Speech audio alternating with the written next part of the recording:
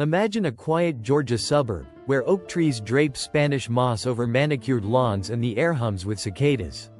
It's July 2025, and 15 miles outside Savannah, the Carter family's Victorian home stands as a relic of Southern pride, its wraparound porch a gathering spot for generations. At the heart of their legacy is a 19th-century sapphire necklace, passed down for 150 years, valued at $200,000, locked in a safe 10 feet from the dining room. Emily Carter, a 35-year-old real estate agent with a polished smile, is the family's golden child, trusted to guard the heirloom. But when her brother, Nathan, a 38-year-old lawyer living 5 miles away, plans a family reunion, he finds the safe empty, the necklace gone. Emily claims it was stolen, but a neighbor's tip, from a house 100 feet away, sends Chatham County detectives to her backyard, 20 feet from her patio.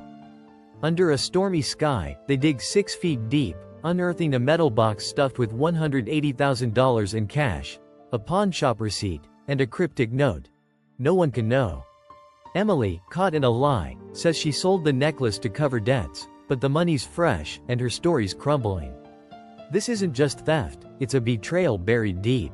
She sold her family's legacy for cash, then buried it where no one would look. Would you betray your family for money? Be honest in the comments, and let's dive into this Georgia scandal. The Carters were Savannah royalty, their Victorian home a landmark 15 miles from the city's historic district. Emily, with her charm and quick wit, sold houses 3 miles away, her face on billboards along Highway 17. Nathan, stern but loyal, practiced law 5 miles from downtown, his office a hub for family disputes. Their mother, Helen, a 68-year-old matriarch living 50 feet from Emily's bungalow, guarded the family's history, the necklace a symbol of their roots. Neighbors, like Sarah, a 55-year-old florist 100 feet away, noticed Emily's new car, a sleek SUV parked 20 feet from her house, despite her complaints about money. Another neighbor, Tom, a 40-year-old mechanic 75 feet down the street, saw Emily digging in her backyard at midnight, 20 feet from her patio, a flashlight bobbing in the dark. The tip came from Sarah, who overheard Emily on a call 10 feet from her fence, whispering about selling it quick. Detective Lisa Harper, a 20-year veteran with a no-nonsense stare, led the investigation from the Savannah station, 15 miles away. The empty safe, 10 feet from the Carter dining room, showed no forced entry, only Emily had the code. The pawn receipt, found 6 feet under, traced to a shop 8 miles away, where the necklace was sold for $180,000. Emily's backyard, 20 feet from her patio, was a churned mess under gray Georgia skies, the 6-foot hole revealing a metal box that screamed guilt. Chatham County detectives, their shovels clinking 15 miles from their Savannah base, pried it open, finding $180,000 in crisp bills, a pawn receipt from a shop 8 miles away, and a note in Emily's handwriting. No one can know. The necklace, a sapphire heirloom, was sold 3 weeks earlier, confirmed by the shop's owner, 8 miles from downtown, who described Emily as nervous, glancing over her shoulder.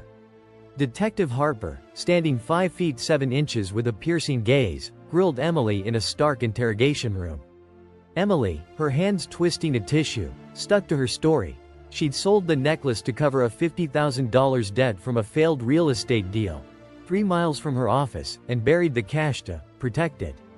But her bank records, pulled from a branch 5 miles away, showed no debt, only a $100,000 deposit labeled consulting. The note's secrecy hinted at more. Harper's team searched Emily's bungalow, 20 feet from the hole, finding a burner phone hidden under a floorboard, 10 feet from her kitchen. Its call log showed late-night talks to a number in Macon, 120 miles away. Who was she hiding from? The Macon lead, 120 miles from Savannah, pointed to a dive bar 5 miles from downtown, where Emily's burner phone had pinged. Detectives, 15 miles from their Savannah base, questioned a bartender who saw Emily with a man, not Tom, whispering about the deal weeks before. The Atlanta discovery, 150 miles away, was a bombshell, a gold watch, another Carter heirloom, pawned at a shop 10 miles from downtown, sold by a woman matching Emily's description. Detective Harper, back at the station 15 miles from Emily's bungalow, laid out the evidence: the buried cash, the pawn receipt, the note, the burner phone, the watch. Emily's story cracked. She admitted selling the necklace, claiming she needed money to start over after a bad investment 3 miles from her office. But the watch? She swore it was stolen with the necklace. The burner phone's calls traced to a man named Paul, a 42-year-old antiques dealer in Macon, 120 miles away, known for fencing stolen goods. Had Emily partnered with him? Harper's team searched Paul's shop, 5 miles from the bar, finding emails on his laptop. EC will deliver the watch. $50,000. EC, Emily Carter. The Augusta safe deposit box, 200 miles from Savannah, was in a bank 5 miles from downtown, registered to Emily under a fake name. Detectives, 15 miles from their Savannah base, opened it, finding $50,000 more, a forged passport with Emily's photo, and a letter from Paul.